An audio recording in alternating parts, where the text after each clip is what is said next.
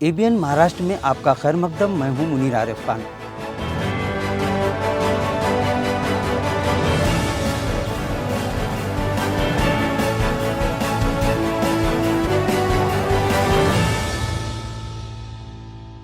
ABN Maharashtra में आपका खैर मकदम। मैं हूं मुनीर आरिफ खान।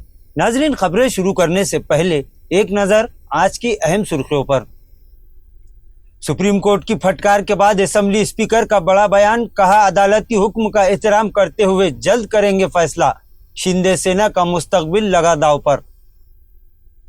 नो फसाद मामले में गिरफ्तार मामन खान के खिलाफ पुलिस अदालत में नहीं कर सकी कोई सबूत पेश। मामन खान की रिहाई के मुतालिबे पर हरियाणा कांग्रेस मैदान में। वकीलों ने कहा, बैलेंसिंग के लिए किया गया गिरफ्तार। और दारुल उलूम देवबंद के मोहतमीम मौलाना सुफियान कासमी की औरंगाबाद आमद। मराठवाड़ा की मारूफ इल्मी और रूहानी शख्सियत मौलाना महफूजुर रहमान फारूकी से की खुसूसी मुलाकात। मिल्लत के अहम और संजीदा मसाइल पर हुई तफसीली गुफ्तगू। खबरें तफसील से। नाजरीन, उद्धव सेना की जानिब से शिंदे सेना के 16 बागी एमएलएस की नाअहली के मामले पर दोबारा सुप्रीम कोर्ट में अपील दायर की गई थी और अदालत को यह बताया गया था कि असेंबली स्पीकर राहुल नार्वेकर इस मामले को बिला वजह तूल दे रहे हैं, जो सरासर अदालत के अहकामात की भी खिलाफ वर्जी है, जिस पर सुप्रीम कोर्ट ने असेंबली स्पीकर राहुल नार्वेकर की खूब क्लास ली और इन्हें जल्द इस मामले पर फैसला करने का हुक्म भी दिया। सुप्रीम कोर्ट के सख्त रवैये के बाद अब कहीं जाकर असेंबली स्पीकर राहुल नार्वेकर की गिट ढीली होती दिखाई दे रही है। यही वजह है कि उन्होंने साफियों के सवालात का जवाब देते हुए कहा कि वो सुप्रीम कोर्ट के अहकामात का एहतराम करते हुए जल्दी इस मामले को निपटाएंगे। नाजरीन, राहुल नार्वेकर की बॉडी लैंग्वेज के बाद जहां उद्धव सेना के तमामी कायदीन और कारकुनान में जोश पैदा हो चुका है, वहीं वजीर आला एकनाथ शिंदे समेत इनके 16 बागी एमएलएस की सूरत पर अब 12 बजना शुरू हो चुके हैं। राहुल नार्वेकर इस मामले में जल्दी फैसला कर सकते हैं और इस फैसले के बाद महाराष्ट्र की सियासत में फिर एक मर्तबा सियासी जलजला आने के इम्कानात से इनकार नहीं किया जा सकता।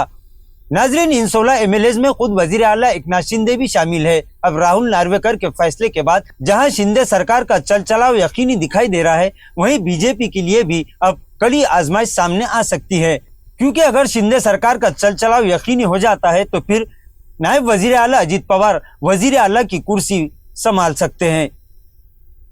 नाजरीन, 2 महीने पहले शोभा यात्रा के नाम पर मेवात और नूह में फिरका परस्ती का जो नंगा नाच खेला गया था, इसे पूरे मुल्क ने नहीं बल्कि पूरी दुनिया ने अपनी आंखों से देखा था कि किस तरह मस्ती में चूर शरपसंदों ने एक मंसूबाबंद साजिश के तहत नूह और मेवात के मुसलमानों को निशाना बनाकर न सिर्फ मसाजिद और मदारिस और मुसलमानों के घरों को जलाकर खाक किया था, बल्कि कई बेगुनाह मुसलमानों को शहीद करके ये लोग खुद को तिस्मार खास समझ रहे थे।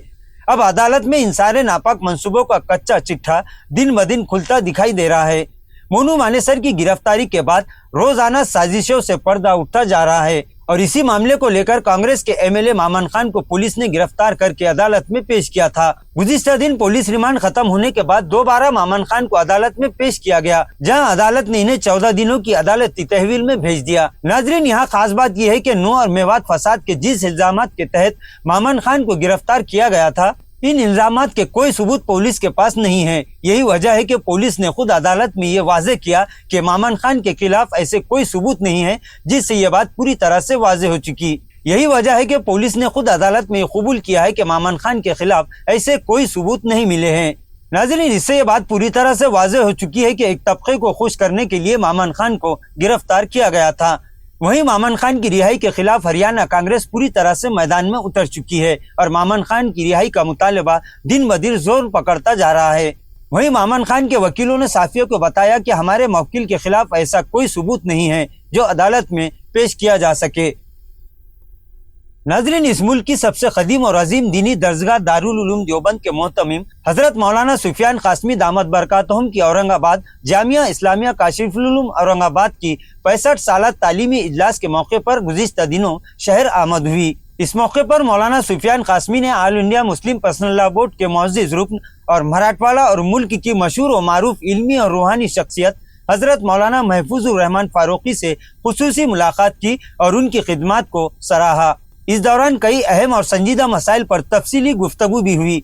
नाजरीन, मौलाना सुफियान कासमी ने हकीम उल उम्मत हजरत मौलाना सालिम कासमी साहब खानवादा फारूकी से اس موقع پر مولانا محفوظ الرحمان فاروقی نے اپنی کتاب طب روحانی تاثیر قرآنی، جس کا انگریزی میں ترجمہ ہوا ہے، اس کی تفصیلات بھی حضرت والا کی خدمت میں پیش کی، جس پر مولانا سفیان قاسمی نے دلی مسرت کا اظہار کیا۔ واضح ہے کہ مولانا محفوظ الرحمان فاروقی کی کتاب طب روحانی کا ساؤتھ افریقہ کے ممتاز عالم دین جو دارالعلوم کیپ ٹاؤن کے استاذ ہے، اردو سے انگریزی میں ترجمہ کر کے دیگر یونیورسٹیوں کے پروفیسروں کی پذیرائی بھی حاصل کی۔ اس کتاب کے تعلق سے محتمم دارالعلوم دیوبند نے دلی مسرت کا اظہار کیا۔ اسی طرح ندوۃ العلماء لکھنؤ کے ناظم اعلیٰ مولانا سید بلال حسنی ندوی نے بھی مولانا محفوظ الرحمان فاروقی کی کتاب طب روحانی تاثیر قرآنی کا مشاہدہ کرنے کے بعد کہا کہ یہ کتاب فن عملیات کی شرعی حیثیت پر ایک مستند کتاب ہے۔